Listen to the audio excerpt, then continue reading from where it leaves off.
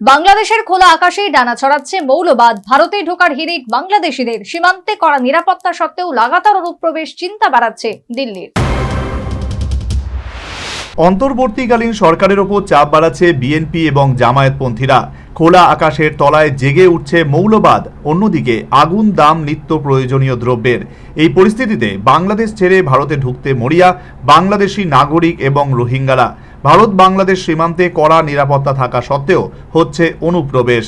হাসিনার পতনের পর বাংলাদেশের সংখ্যালঘু নিপীড়ন নিয়ে বাংলাদেশের ওপর চাপ বাড়লেও এখনও আতঙ্কে হিন্দুরা।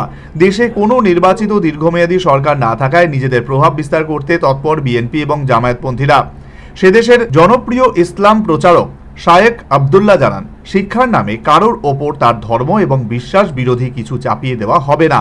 বিনোদন এবং সংস্কৃতির নামে বেহায়াপনা এবং অশ্লীলতা বন্ধ হবে।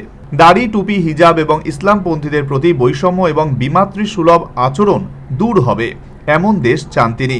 এই মন্তব্যের পর সে দেশেরই একাংশ প্রশ্ন করছে, তবে কি মৌলবাদ জাঁকিয়ে বসছে? অন্যদিকে বাংলাদেশে পাকিস্তান এবং শ্রীলঙ্কার মতো মুদ্রাস্ফীতি হওয়ার আশঙ্কা দেখছেন অর্থনীতিবিদরা। এই পরিস্থিতিতে অবৈধভাবে ভারতে ঢুকতে মরিয়া বাংলাদেশিরা।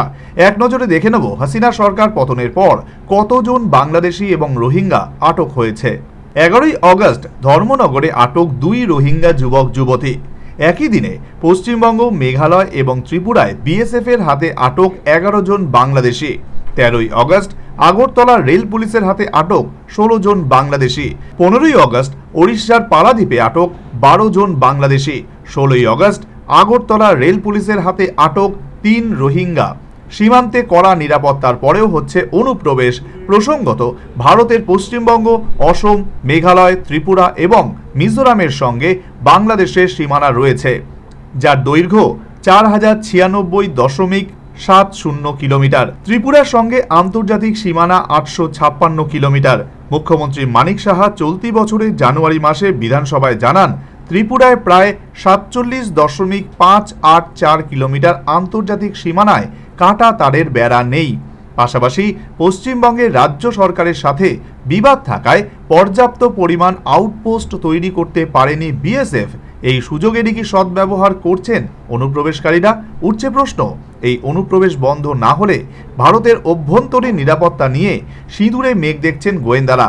এছাড়াও অর্থনীতিবিদরা জানাচ্ছেন, এমনিতেই বাড়তে থাকা জনসংখ্যা নিয়ে চিন্তায় দিল্লি। এর পাশাপাশি অনুপ্রবেশের ফলে জনবিস্ফোরণ হলে টান পড়বে কর্মসংস্থানেও। শুভেন্দু সরকারের রিপোর্ট, নিউজ ভ্যানগার্ড।